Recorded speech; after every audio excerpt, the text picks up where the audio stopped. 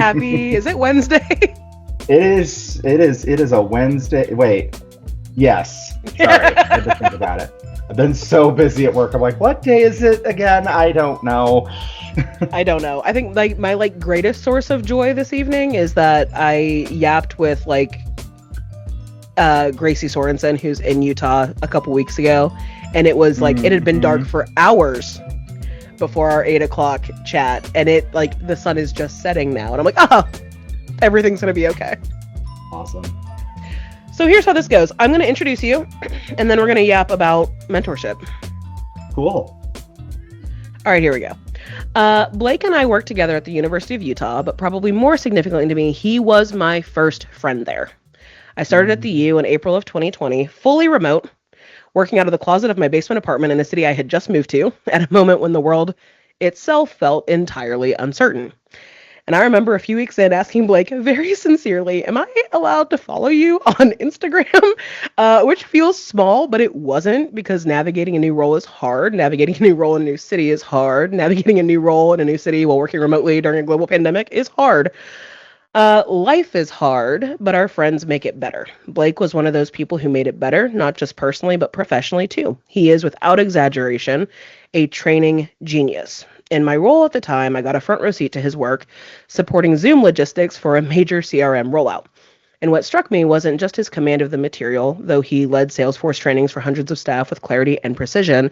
It was how deeply he understood people. His work lives at the intersection of instructional design, storytelling, and human connection.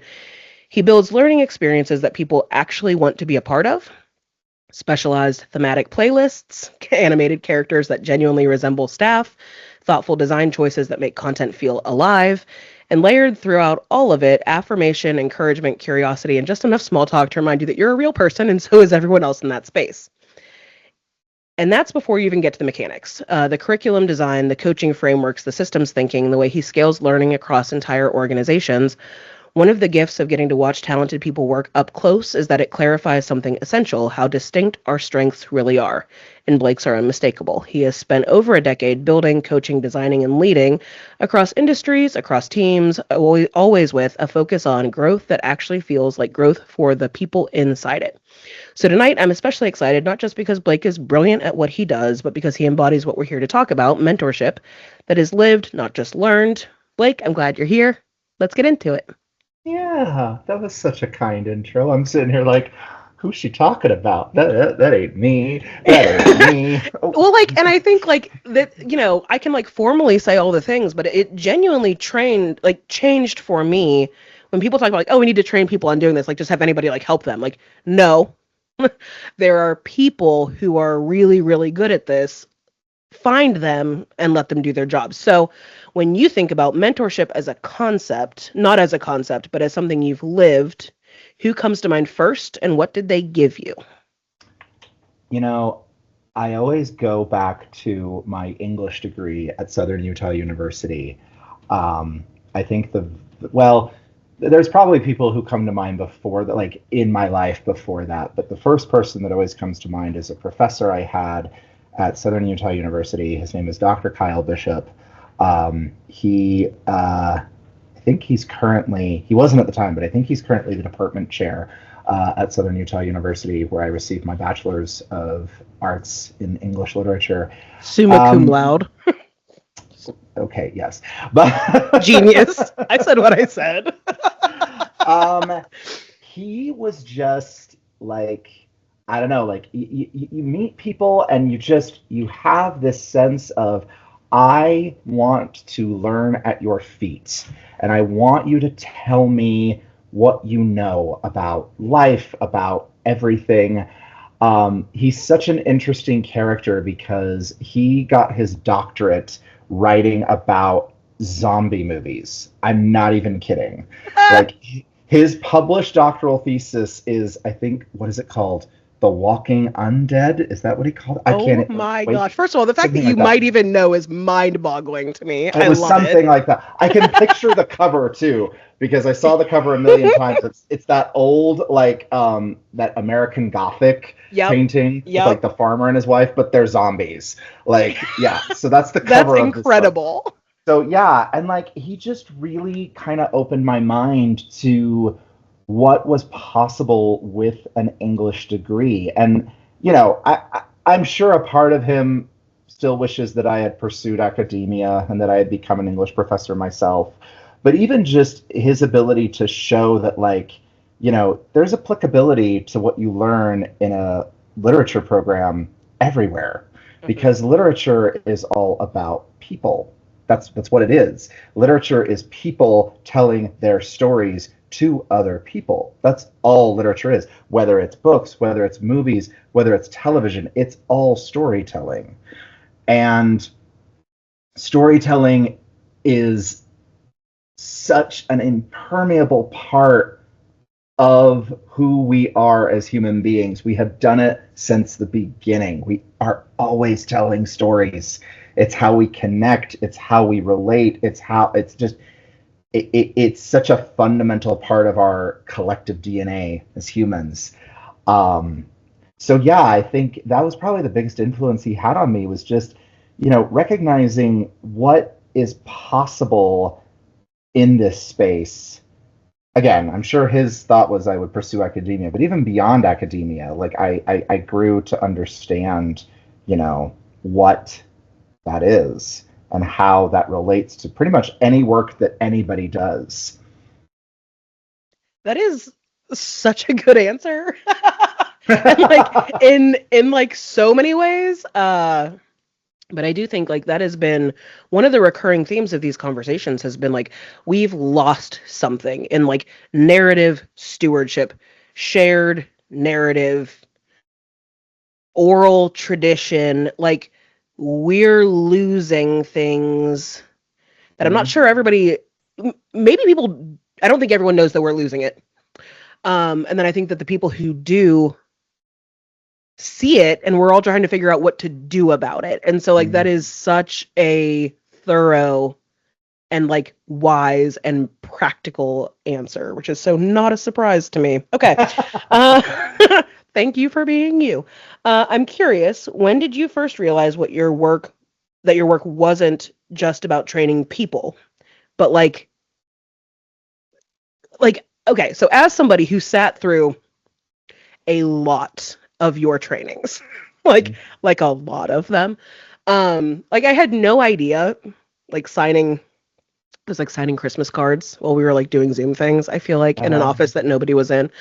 Um, is my there's like there are construction people, like there were people were building things, and like me signing Christmas cards, managing your Zoom trainings. Uh-huh.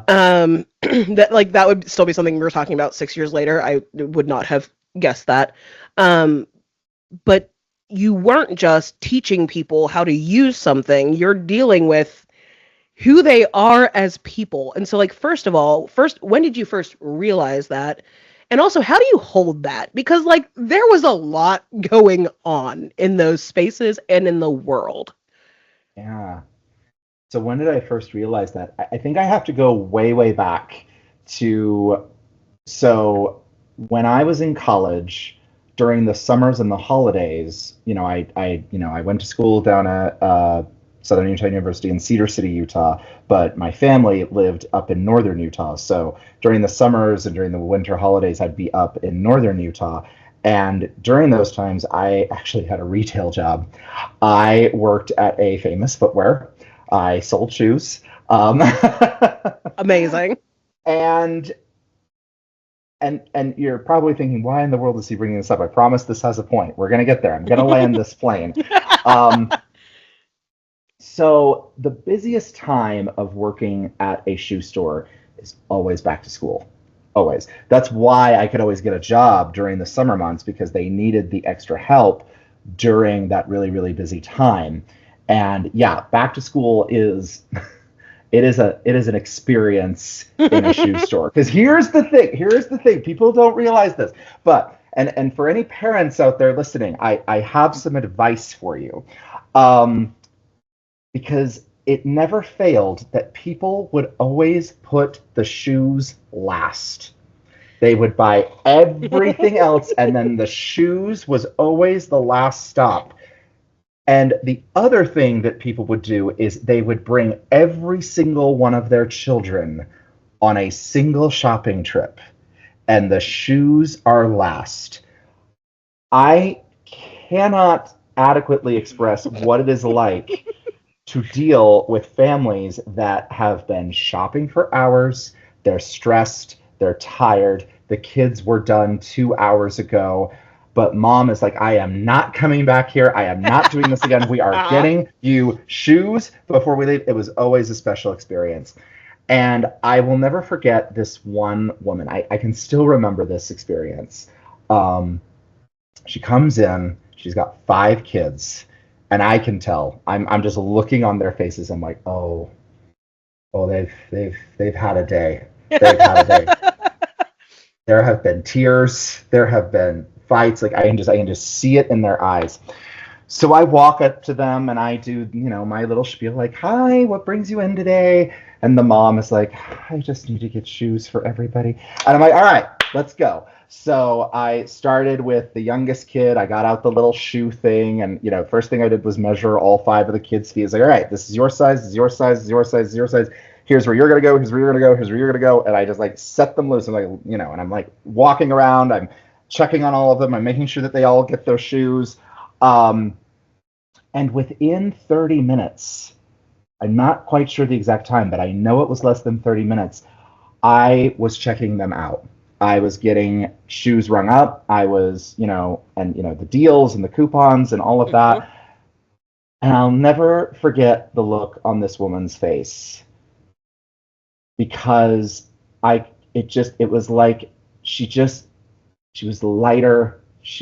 It was like this massive weight had been taken off of her, and she was just better. Like her day was better. And that is when I fell in love with that. And that became kind of the seed of where my career has gone, because I realized that is what I want to do for people as much as I possibly can. I want people's lives to be better because I did something for them. And it doesn't have to be this great, grand, amazing thing. Something as simple as shoes can do that for somebody. So then years later, at the company I was at before I met you, where we worked together, I was in charge of a system transition, because apparently that's just what I do. It feels like there's a theme. Yeah. There's a theme to system transition. Maybe I should go into project change management. I don't know. Anyway, and I just remember this company was shifting from one database to another, and you naturally flow to, I guess, what you're talented in. And so it just fell on me, even though my official job wasn't training. I just found myself in situations where I was helping people like figure this out. And how do I do this? I did it this way in this system. How do I do it in this system? Like, I'm stuck. I'm lost. What do I do?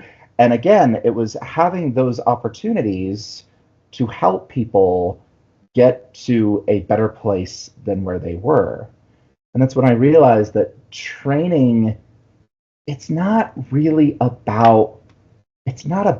the technical, what you're training them on. I mean, it is. You want them to be able to do the thing, but much more importantly, it's about allowing someone to feel seen. It's allowing someone to open up even just a little bit and reveal to you, hey, I'm lacking. And I don't like that feeling. Yep. I don't like feeling that I am deficient or lacking in knowledge or skill or belief. I don't, that's not a fun feeling for me. Can you help me?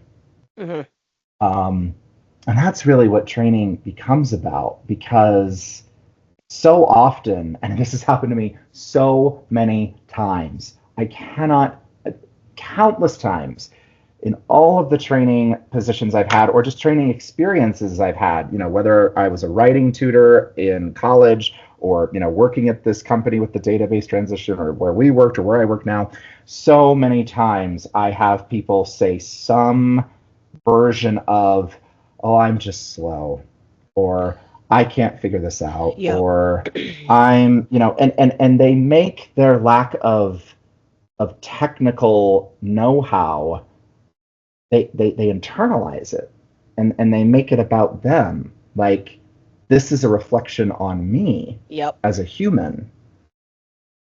And I think for training to really be effective, you can't just teach someone how to do what they don't know to do.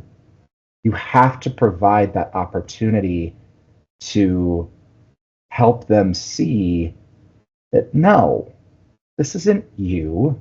You're not deficient. You're not flawed. You're not, it's not you. You're great. You're doing fantastic. Um, and I feel like that's a piece that's often missing in um, in training.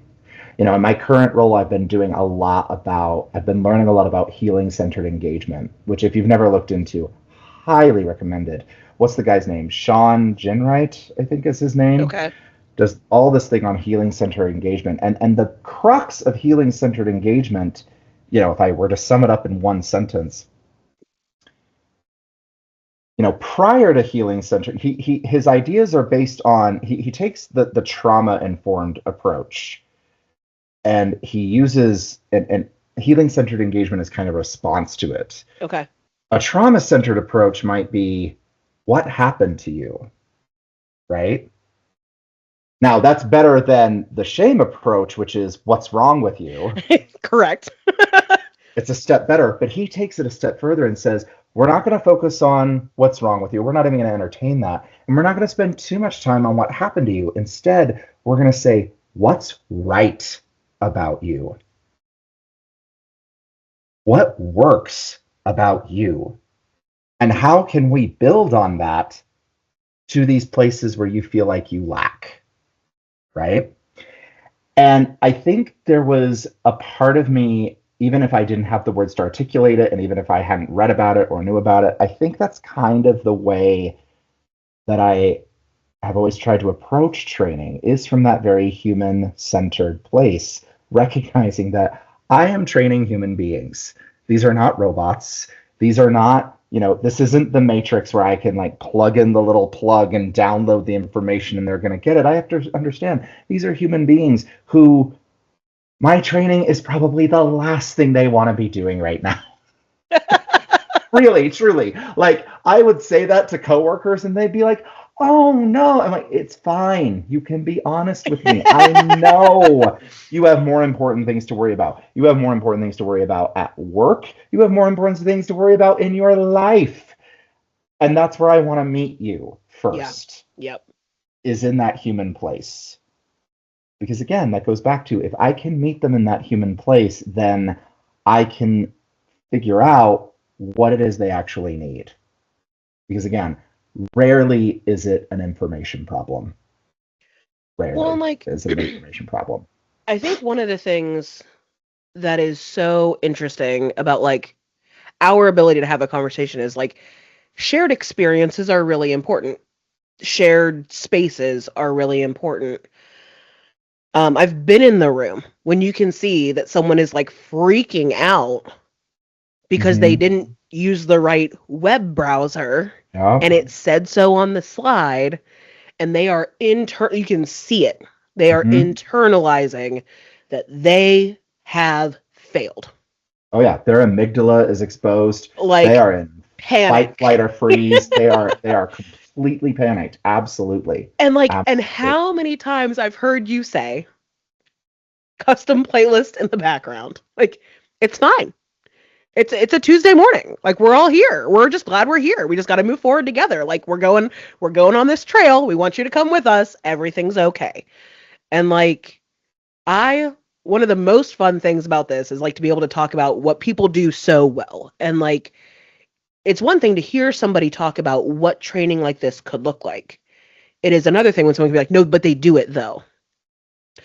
And I do think I obviously in whatever month of 2020, that this was 2021, 2020, 2020, 2020, Somewhere in January there. 2021. I don't know. There was a lot What going is on. time during the pandemic? Not real. It's not real ever, and it was definitely not real then.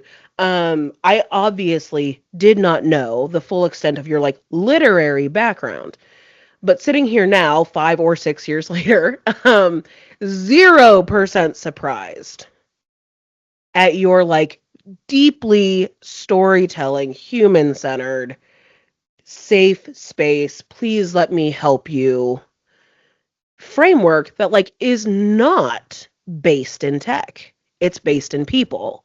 Mhm. And like this would just be my like PSA to anyone involved, to like anyone like hire people like Blake to do this thing because like and I think you hit the nail on the head about like you want to be good at your job. You have come to work for however many days, weeks, months, years and done the thing. And now we call the thing something different and it lives somewhere else and it connects to something differently and you share it differently to your team and your supervisor and your downline. And like all of a sudden, do you even know how to do your job anymore? And like we're dealing with a lot of change and uncertainty that questions your perception about your ability to do your job well. And like, yes, this isn't the core of your job, but without it, you can't do your job. And like that is there's a lot going on in that space, dude. Yeah, no, there really is. And yeah, I mean, not to aggrandize myself too much, but I people ask me all Please the do. time. Go on.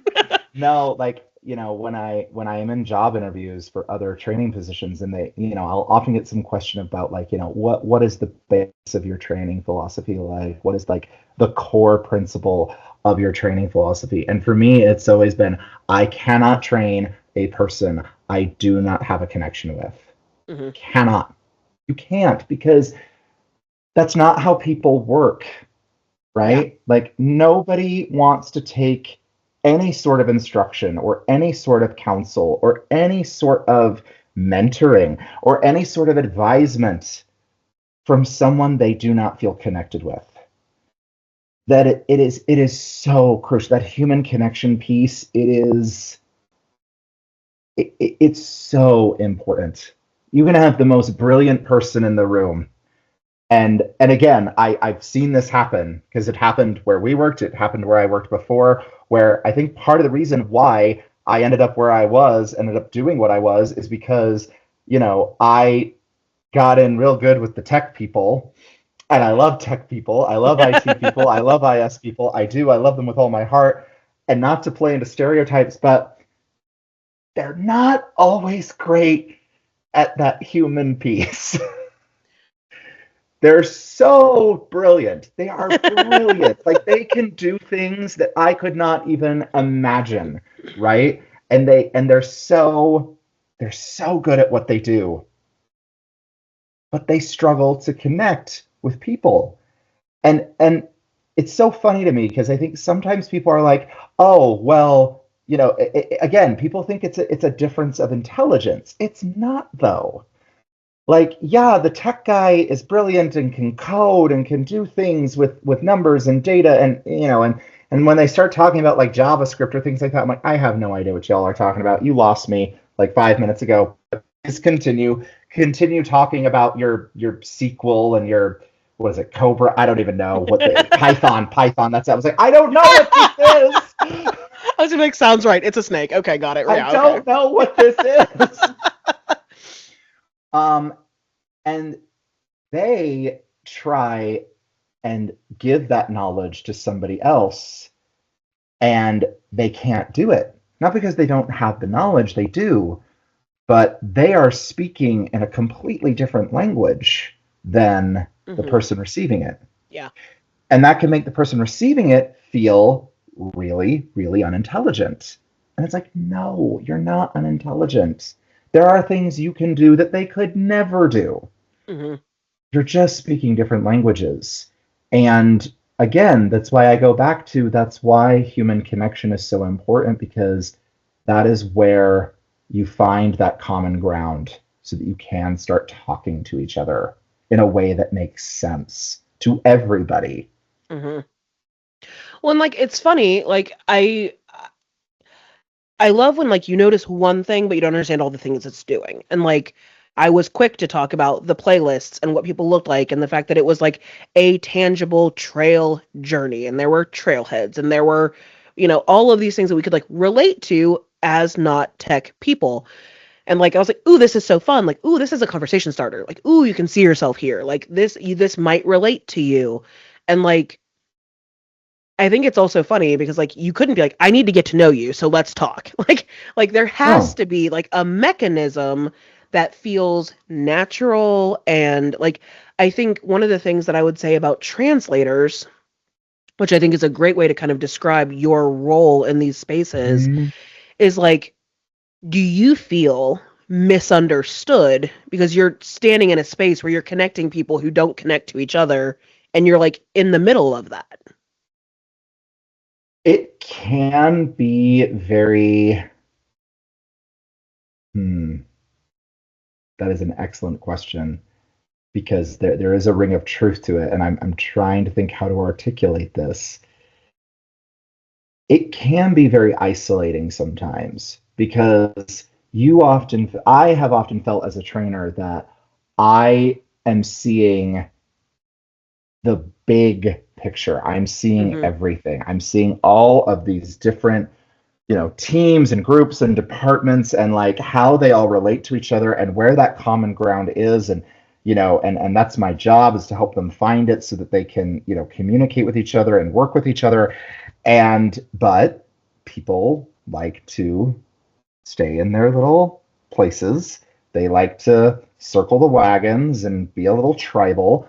Um, so, as the person who is trying to bring those disparate groups together, it can be frustrating and it can be, you know, it can be, like I said, kind of isolating Mhm. because neither group considers you part of that tribe, Yep. right?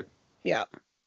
Because you can't be. You're the one who is like running around the campfires, like being like, hey guys, like, see this? Look at this thing. Let me tell you about this thing. But rarely, because you wouldn't be good at your job if you Yep. didn't. You Yep. wouldn't be good at your job if you honed in on somewhere. And that's why I often tell people, it's like, look, your trainers, I mean, obviously depending on the skill, right? Like if it's open heart surgery, obviously I should not be training on that, right? If lives are on the line, if millions of dollars are on the, well, I've trained on things where millions of Uh-huh. dollars are on Uh-huh. the line. Uh-huh. Have. Yep. Um, but like if the consequences are way too high and the expertise is way too technical, then no, not anybody can be a trainer. I actually interviewed for a job at an airline to be a trainer there, and I didn't get it. And I asked them why, and they said, "Look, we think you're fantastic at what you do. You've got a great resume. You clearly have a really great way with people." They said, "But we are training pilots how to fly a plane." And it's not that we don't think you couldn't get there, but ideally we have somebody who has your soft skills and the technical know-how. I'm like, Yep. that totally makes sense. Valid. Yep. Totally makes sense. But if it is not something like that, anybody, I could train on anything, Yep. truly. Yep. Give me enough time, I could train on anything. Now, again, if it's open heart surgery, it might take me like 5 years to get to the point where I feel comfortable training on it. But other things, Well, like, no. and I would say, like, you trained people who had jobs you did not have. And it Correct. requires you to imagine sitting in their seat, what their job looks like, how they Mm-hmm. utilize the system. And, like, I think one of the things, like, genuinely, I feel like I will be talking about this for the rest of my at least career, if not life. I don't think I would have gotten to understand the infrastructure and architecture of a unit without the opportunity to sit through these trainings. Like you learn people and what they do and how their jobs connect to Like, we talk about spider webs or whatever. Like, everyone has to play ball with a system for a system to work. Mm-hmm. So you have to understand who everybody is and what their jobs do and how they all connect to everybody else's, and like how formative that has been in my career, maintaining my roles in advancement, especially with CRM implementations that have come to pass. Like, the team I led most recently, my team was like, why do I need to know this? Like, where is Blake? Like, no, no, no, no, no, no, no, no, no, no. There is like nothing you do that this does not. This is the language we speak. This is where we live. This is how this works. Like, this thing governs everything else, because it can all happen wherever, however, but if it doesn't live here, it didn't happen. Right. And it gets back to like, there's so much about like just humanness in training. And, you know, one of my, for your audience, you know this about me, but I will share it about me. I am a huge theater nerd. Um, One of my favorite musicals of all time is Stephen Sondheim's Into the Woods. And like the to me the most powerful song in that musical and the most powerful idea in that musical is this concept of no one is alone. And it's used I love Sondheim so much. It's it's used that phrase is used in two ways in that show.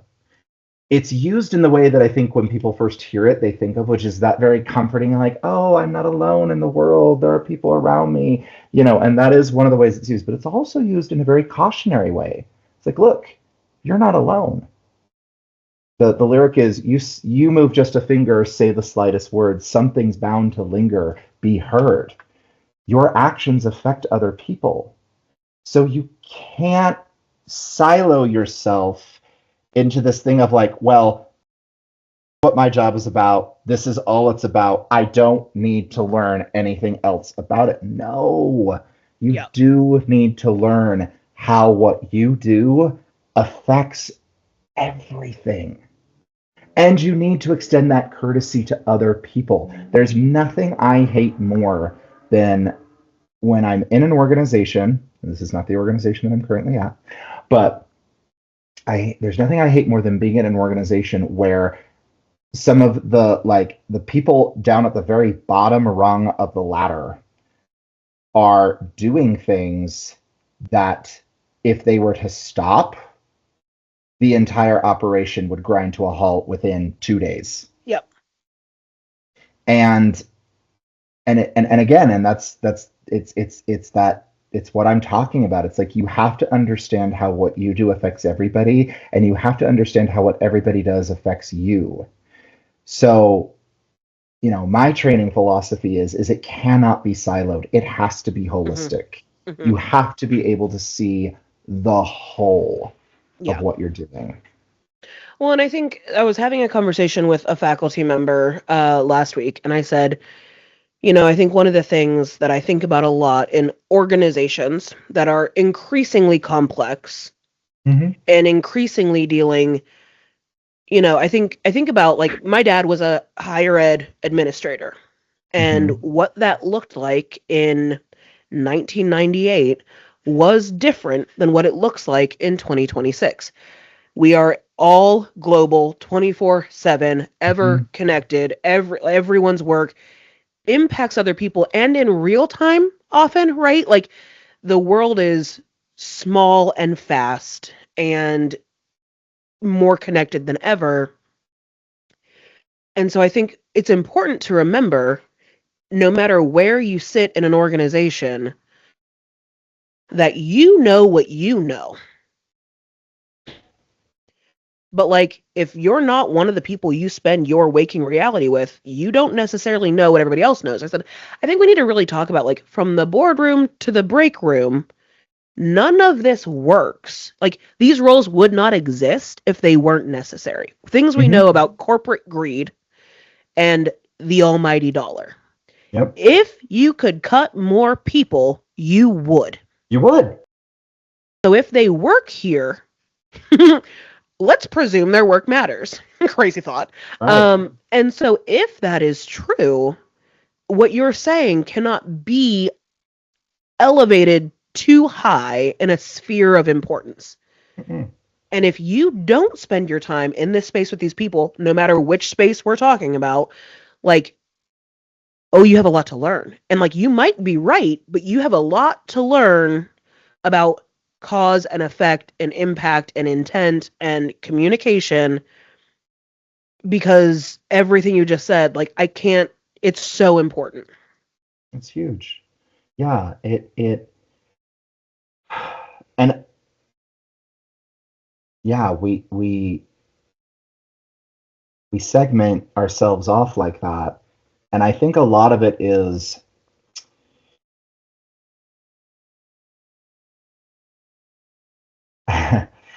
I'm sorry, I lost my train of thought there. um yeah, like I think about like, we'll just use a classic. I still remember during the pandemic, um, when everything shut down, that, there were jobs that we considered so lowly, like people stocking the shelves at the grocery stores, Hmm. right? The delivery drivers, the people cleaning our buildings and our houses. And, suddenly we realize, oh, their job is really important. It's hugely important. Like, they are how this all runs. And I just think it takes such a huge amount of humility on the part of people who are in more powerful positions, more influential positions, to really come to grips with the fact that they cannot do what they do without those people. Hmm. And they say that. I've heard that from pretty Yep. much every executive I've ever encountered in my life. Every executive I've ever encountered has said some version of the phrase, "Oh, we could never do this without all of you." And it's like, but it's rare that I have felt that that was a genuine statement. It is rare that I have felt that that was a genuine statement. Well, and I feel like, and this is like, not everyone can sit through 20 plus trainings across an organization, No. but it would change your perception of this, Hmm? because I am forever altered by that experience. Like, how do you know what everyone's job is? Trust me, because I heard the questions they asked Blake. And Hmm. in reality, the use cases were so different. Yep. I'm doing this and I've done it like this because this is what matters and this is what happens and then this happens and that has to keep happening, or someone doesn't get credit, or the receipt doesn't send, or it has the wrong name in the wrong field, or Hmm. someone doesn't get notified. And like, genuinely, I think this is like my general executive call out is like, if you have trainers in your organization, prioritize being in their trainings. And if you feel like your presence would change those trainings, have them recorded and watch them, Correct. because the you will learn, you will learn how an organization actually works. B, Yep. I put a two up because I can't make letters with my hand because I don't know sign language. B, you will learn what it means to say, I couldn't do this without all of you. And the last thing that you'll learn is you'll also learn how people treat people. Yep. And that is Oh, why, again, my recommendation probably is to not be in the training. Like, I was an executive assistant when I was in that space. Nobody thought about what they were going to say with me in the room. It was irrelevant. right. But I learned a lot of things. Yep. You're 1000% correct. Because here's the thing.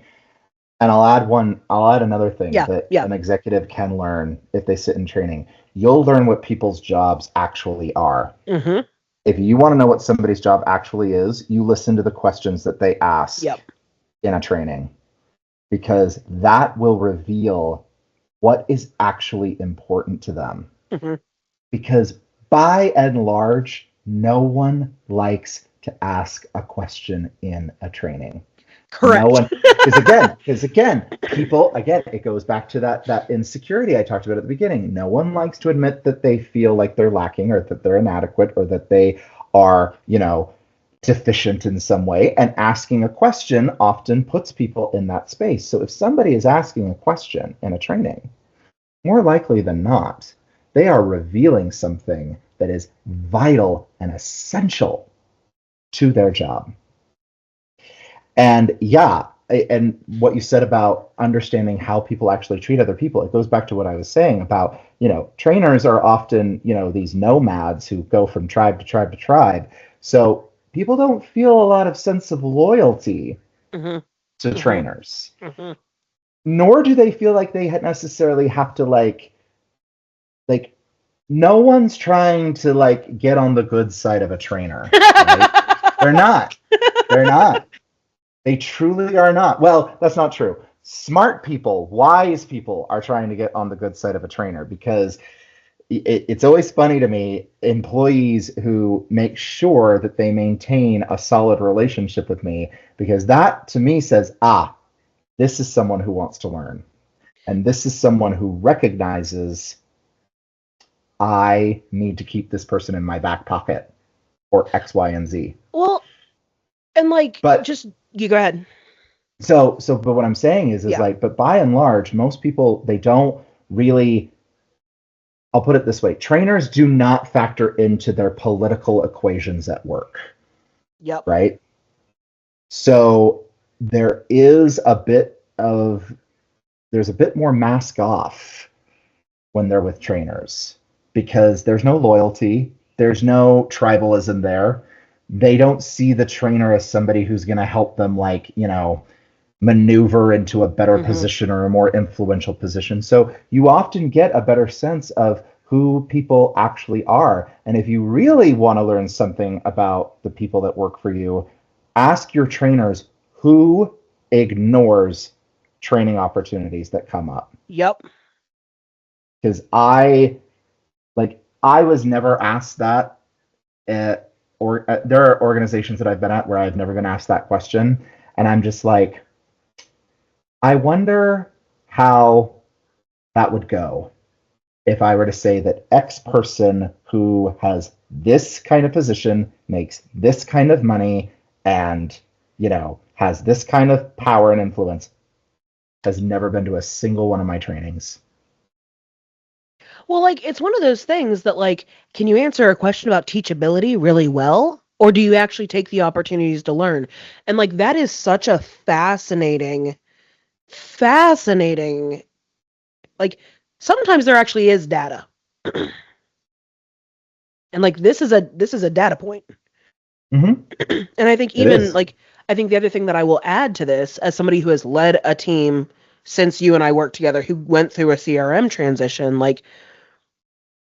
who went to their trainings, who went to their trainings as scheduled, who adopted, like, if you oversee a leadership team in a CRM transition period, actually, I would argue almost everything you need to know about that person can be quantified. Yeah.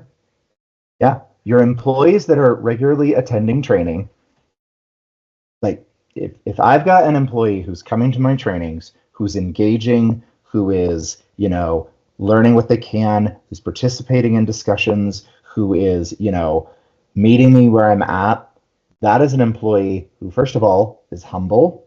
Hmm. They don't get all up in their ego about their position or whatever. Oh, no, I'm too important for training. No, that is someone who is teachable. That is someone who is willing to learn, ready to learn, open to learn. Um, and that is somebody who is very equitable Yep. in their dealings with people. And if you, as a leader, are trying to find the people who you want to pull up or that you want to, mentor for these leadership positions, I cannot think of three qualities you would want more than humble, teachable, and equitable. Because that's a person you can grow. That's a person, I think Mm-hmm. you and I have a shared friend who's also an SUU alum. who I texted today and said, "Did you know that Blake graduated summa cum laude?" She's like, "I don't know what that means." She's like, "We had very different academic trajectories." She Yes, we did. is wonderful, and we love her, and that is just a true thing. Um, now I am so distracted about what I was going to say. Da, da, da, da, da, da, da, da, da. We were talking What? about our Where do? mutual friend at SCU. Yeah, I was where was talking it? about, people you can grow. People you can grow. Brandy and I regularly talk about. That's a good friend. That's not someone I'd build with. And so when I think about from a leadership framework, like who are the people that you can build with? They should be, what were they? Humble, teachable, equitable. Hmm. Like again, similarly, whether you're building a leadership team or a business or even just a culture, Hmm. I'm not sure there are three more important characteristics. Yeah. And and that is a that is a pitfall I see organizations fall into, where they don't have a culture of learning. They say they do. They say they do. But do you really have a culture of learning? Because here's the thing, learning is challenging. Hmm. If it's not challenging, you're not learning. Yep. I'm sorry, you're just not.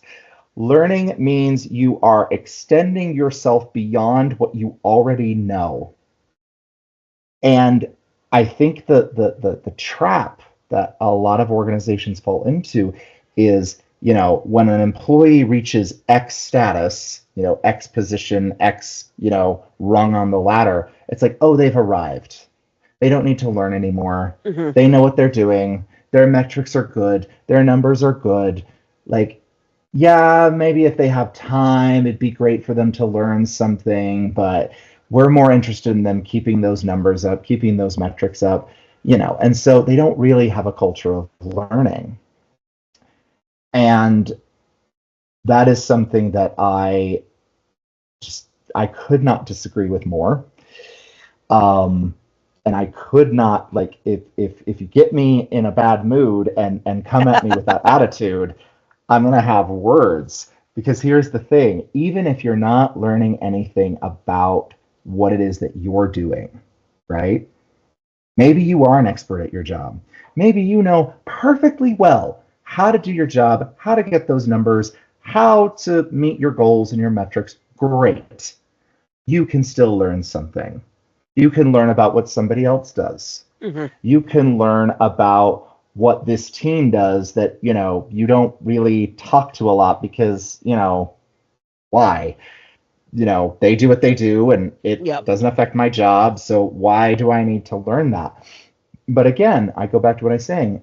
Having a culture of learning and having a culture of, lifelong learning and never stopping trying to learn new things is, again, what keeps people teachable, humble, and equitable. Who doesn't want a leader that is those three things? Or You know, rather, who wants a good. leader that's the opposite? Who wants a leader that is arrogant? Um, what's the word? What's the uh, Unteachable. unteachable? Like, yeah, who wants a leader that's closed-minded, Yep. that is arrogant, and that is uh, Inequitable. inequitable? I was trying to think of a better word that wasn't just the exact opposite. Fine. Uh, You're better than me. You're a literary guy. That's fine. it'll come to me. It'll come to me. Like, who wants a leader like that? Biased, prejudiced. Yeah. I'm trying, bro. I'm trying, Blake. Um, and like you don't know this, but this is my current hill to die on. One of the things that we're talking about this semester is a learning organization, and what are the characteristics of a learning organization? It is a space where you are learning, you are growing, you are trying, you are failing, because that is where learning and humility, and even concepts of equitability exist. And I think the thing that I would add to that is I'm going to go back to the thing I said earlier. Like this, the difference between 1998 and 2026 are real in that if you stop moving, the world hasn't. Oh. And so you might have been the best person at your job 2 years ago. You might have known all the things there are to know 2 years ago. Mm-hmm. I would argue it's impossible for that to stay true in a world that moves as quickly as ours. And so I think that's so important. And I have a caveat to that. Okay. I think people can continue to be in that space if the organization bends around them. But that is an organization where you will lose good, talented people. Well, and I think internally it might be evident who you're losing. Externally, I think it is less evident. It is. Like because they're not as quantifiable. Mm-hmm. And so I think there are realized and unrealized losses to what that looks like. And it is so profoundly important that, like, to your point, I don't even care what you're learning. But like you started earlier with, like, I would sit at this person's feet and learn from them. Like, that is a framework, that is a mindset, that is even a phrase that is largely kind of antiquated. Like, no, I know. I've arrived. I'm good. I'm self-sufficient. Like, that to me is a scary person. Yeah, and it's so true. There is I call it the cult of individualism, um, and it is rampant in Hmm. our world today. It is everybody is about, I don't need anybody else. I can stand by my own. Like independence is good, and being self-sufficient and being able to take care of yourself, that is good. It is. But again, it gets back to who we were as, cavemen. We are not solitary creatures. Yep. We're not. We never have been. We have always formed tribes. We have always formed relationships. We've always told stories as a way of building those relationships. And so yeah, this cult of individualism, hyper individualism, where it's like, I can do it all on my own. I'm gonna do it all on my own because then I am it's mine, right? It's kind Hmm. of selfish in a little bit. It's like you want all of the praise, all of the glory, all the benefit, all the reward for yourself. So you're going to do it by yourself. Hmm. You'll learn on your own. Or you'll get AI to tell you what you need to know. And people consider a weakness to have to go to other people for help. In my humble opinion, that is such a toxic and dangerous place, as you said, for us to be, because you can't. I don't. I don't believe a person in that space is a healthy person. No, and at the same time, if you need to ask someone for help, you're acknowledging that they know something that you don't, and that Mm-hmm. you are the person who is asking. And I think about, like, that's a problem we have to flip in thinking that, like, no, I don't have your job. Like, that doesn't make me deficient at what I do. It simply means we're both good at our jobs and we do different things. And so I think that there has to be, and I would say this is an organizational mindset framework culture of, like, if you knew what everybody did and you valued their contribution, it would stop making it feel like you were demeaning yourself and diminishing yourself to be like, hi, help me. And, like, I Exactly. just, like, I think about the number of times in my life as a mutual employee colleague of yours or not, where I'm like, Blake will know. And, like, I don't, that has never made me feel less than. And if I have the opportunity to say, my friend is really good at this, like, he will know, then I get to bring you up too. Like, everyone wins in that space. Yeah. And so I think we have to, like, we have to reassess or redefine what that looks like, because that doesn't need to be a loss equation. And what you're talking about is you're talking about the dismantling of hierarchical thinking. That's what you're talking about. I Because am. it's true. If a CEO feels like they have to demean themselves to go talk to their lowest paid employee, that to me is a problem. Mm-hmm. Because that to me says you do not see yourself as an equal to that person. And because you don't see yourself as an equal to that person, you feel like you are debasing yourself to go and talk to that person, to ask that person a question, to try and learn something from that person. And that just has so many ripple effects, because usually what happens is the CEOs simply don't talk to those employees. So then those employees feel disconnected from upper leadership, and this divide that exists between them just grows and grows and grows until it's like you don't even see them as people anymore, right? You don't even see them as people. I want to add to that. In what you just laid out, which is true and accurate, it makes it hard to see them as people in that reality. I think sometimes CEOs have made decisions that have put that distance in place. Oh, And if I come and speak to you and treat you as a human, I have to live with the decisions I have made, the culture I have built, the status quo I have perpetuated. So instead of looking someone in the eye and acknowledging their value and their humanity, I'm simply not going to, which perpetuates the situation. And like, I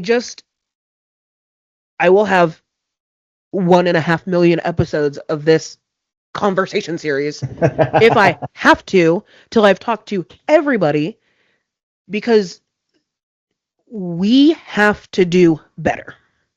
yeah. And like, I think about the fact that like culturally, these conditions don't naturally improve on their own Mm-mm. passively. And like No. MLK was very clear that the arc of the moral universe is long, but it bends towards justice. And then my boy Barack added, which I think is necessary, like it does bend towards justice, but we have to pull it. Like Yep. we have to be active agents in creating the cultures and the spaces that we want to see. And if we don't have these conversations, you just keep doing what has been done before Mm-hmm. you. And so we have to take accountability as a generation to say, as we elevate our careers, leadership, ownership, all of these things, how are you going to do the work? Yeah. The word I always come back to is intentionality. You have to be intentional about it. This can't be something that just you hope happens, Yeah. or that, serendipitously occurs on a random Tuesday. No, you have to intentionally put in this work. And it's funny, to kind of bring this full circle a little bit. I have long believed that one of the key differences, like when I'm trying to get to know somebody, when I'm trying to get to the heart of who somebody is, one thing that I always try to figure out is the following: does this person believe that all of us as people are, at our foundational cores, the same? Or do they believe that there are different types of people, and that some people naturally rise to the top and some people naturally, succeed, and some people are just like more equipped for success than others? That is one of, I think, the Mm-hmm. key differences you see in people, in business, in politics, in education, in our communities. Do you believe in hierarchical thinking when it comes to people? Do you think that certain people deserve to be over other people? And I am firmly in the camp, or at least I try to be firmly in the camp of, yes, I do think people are at their cores exactly the same. Yep. At the end of the day, we all want the same things. We all want peace. We all want joy. We all want connection to others. We all want security. We all want those are the things that we want. And so, and more, and to add on to that, the next step is not one of us doesn't deserve that. Yep. And not one of us deserves suffering. And when I think about that in terms of training, I always come back to the idea that knowledge is power. Mm-hmm. Training is about sharing knowledge. So that's how training is empowering, because it allows people to get on equal footing with other people. If there's something that somebody knows that you don't know, and I can tell you that thing, suddenly, at least in that regard, you're on the Mm-hmm. same playing Yep. field as that person. And so that to me is part of the reason why I think training is so important, because again, it's about empowering people to know what everybody else knows. Um, there was a quote I was just thinking of, and I can't remember it, but it talked about this. It talked about knowledge and what people know, but I always think of, like, Brene Brown talks about, power over and power with. Power over doesn't value training, because power over understands if I tell people too much, I don't Mm-hmm. have power over them anymore. Their ignorance serves me. It serves me and helps me stay in this position over them. If I share too much, then they suddenly have what they need to know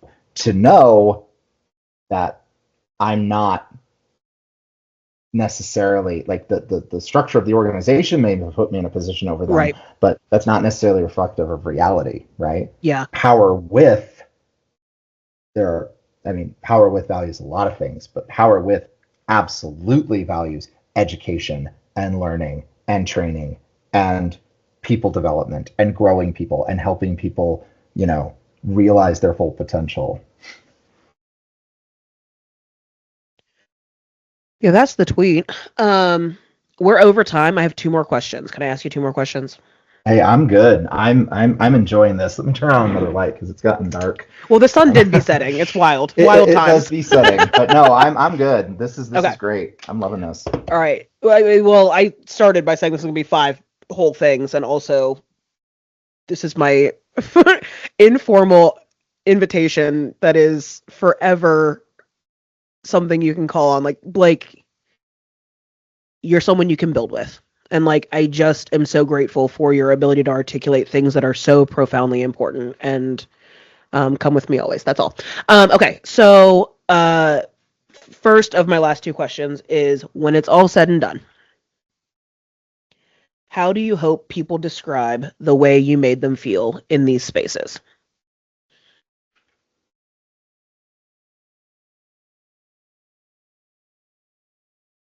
I want people to feel that I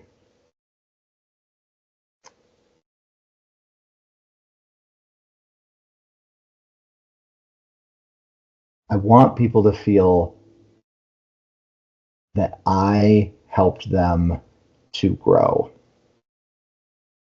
I want people to feel like, because this person was in my life, because this person provided these things for me, because this person took the time to do what he did, I was able to grow as an employee, as a person, again, going back to what I was saying, as getting to that place of feeling more empowered, more capable, more cognizant of the fact that I am as valuable and as important and as necessary and as vital in the spaces that I'm in as anybody. Yeah. If my time with people helps them feel that way, wonderful, wonderful. I recently updated my LinkedIn profile, Because it used to say, it used to have my actual job title, like, oh, training specialist. Da, da, da, da, da, da, da. I'm actually pulling it up right now because Excellent. I put Thank you. I put a lot of thought into this, and I was like, what do I want this to actually say? And I landed on it, and I was like, yeah, this is it. This is what I am about. Um, and it just says people development professional, training, supporting, coaching, and uplifting people to find success and fulfillment in their life and work. Oh, And I intentionally put life first yep. because our jobs are not our lives. They just simply are not. It's a huge part of our life. We all got to do it because we all live in this capitalist hellscape. It's just kind of what we got to suck it up and we got to do it. But I want people to grow in their lives as much as I want them to grow in their jobs. And I do. I think I have, you know, where I'm at right now, there was a employee from where we were. You never met her. Um, she one day I'm walking through a common space of where I currently work, and there she was. I was like, oh my gosh, hi, you're here, how wonderful.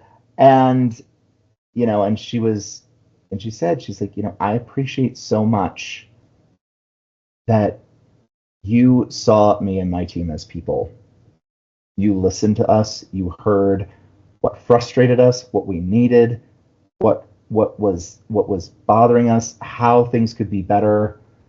And I just appreciate that so much. And I like to think that her moving into that space, I mean, maybe this is presumptuous of me, but I do like to think that I contributed to that even just a little bit, just to Yep. give her the ability to see, no, I am more valuable than this, Yeah. and I can do more than this. Yeah.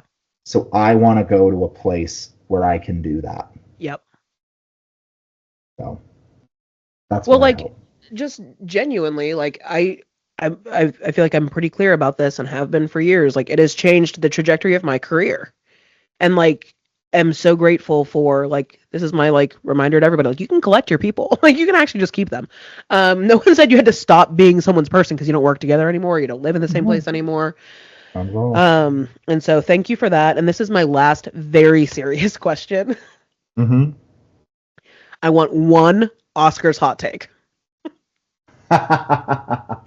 Okay, I've got some. I'm shocked to hear that. Do we want this year or any year, or what do This we year. want? I want this This year year. Okay. Oscars hot take. Oscar's hot take this year is that Jesse Plemons should have been nominated for Best Actor for Begonia. It bugs me that not that Emma Stone didn't do a fantastic job. She did. We love her. She's solid. But Always turns he, in good work. like, And well, did you see Begonia? I did. The movie does not work without him. No, it, like, and like, I will say, Maverick wanted to come say hi. I Hi, will Maverick. say, having watched Begonia, like, she's a character. Mm-hmm. He carries it. Yeah, 1000% he carries it. And having seen, did I see all of the? I did. I did see all the Best Actor nominees, and I'm sorry, I don't. Timothy Chalamet, Oh. beyond who he is as a person, which I have thoughts on, but I will spare your audience those. He does not impress me as an actor, and I'll tell you Yeah. why he doesn't impress me as an actor. I have never seen him do anything that feels like a challenge to him. Hmm. Everything he does feels very much in a comfortable, safe space for him. It's like, this is what I'm good at doing. This is what I've always been good at doing. And I don't see him really break out and challenge himself in something that doesn't necessarily push him at Yeah. all. Now, someone might come back at that and say, oh, well, that's the same with Jesse Plemons. Like, he always plays like these weirdos. I'm like, yeah, but you gotta watch Begonia, man. I mean, spoilers. If you don't want to hear them, stop listening now. But that entire movie hinges on the idea that he is this, this QAnon, like, completely out of his mind conspiracy theorist. But is he? He has to walk that tightrope of, completely unhinged, but also maybe he's not completely wrong. Oh, just the brilliance of that movie. Like, I've seen so many people who have seen that movie and they're like, oh, it was so great, it was so wonderful, and then the ending ruined it. I'm like, no, the ending is the point. Do you not get it? Do you not understand that this movie is about the people that we are surrounded with day in and day out who believe these crazy ideas, these things like flat earthing and QAnon and all of this. And we look at them and they're like, oh, you are out of your mind. You have no idea what's going on. But they're not completely wrong. They're not. They have the right intuition that something is wrong. Now, they get the details wrong a little bit. And maybe they take it to places that it doesn't need to go, but they're not completely wrong. I always think, and not to go there because, content warning, but, the whole QAnon thing is like there's like this cabal of human traffickers who are, running satanic cults out of, pizza restaurant basements. And yeah, that part is wackadoo. But the idea that there's a cabal of traffickers that are some of the most powerful people in the world, they weren't wrong. They weren't wrong. Gestures both broadly and specifically. I have to go back to Timothy quickly. Okay. Solely because I am profoundly disappointed. Because I think it was really soothing for me when he was like, I am in pursuit of greatness. And that is something that I think is often looked at as egotistical, delusional, self-entitled, self-important. And it really disappointed me when, and like I talk about this publicly, so like if you follow any of my things, this is not a new hot take. I said what I said, Timothy. If your pursuit of greatness causes you to diminish anybody, it is not a pursuit of greatness, it's a pursuit of yourself. Right. And that was upsetting to me. Well, and I think that's the point of that movie, and I fear Marty Supreme is going to enter the pantheon of movies like Fight Club and your cult classics. And well, no, just those movies where people miss the point. Yeah. Like, this is not a how-to guide, all you young white boys. This is about what you just said. What is the cost of ambition? Yeah. What does that kind of unbridled, singular, it's really kind of it's a criticism of kind of what we were talking about, that hyper independence. This is what hyper independence looks like.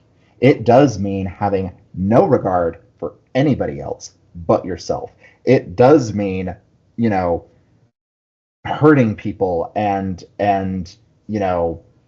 being dismissive of others. And for what? To win a ping pong tournament?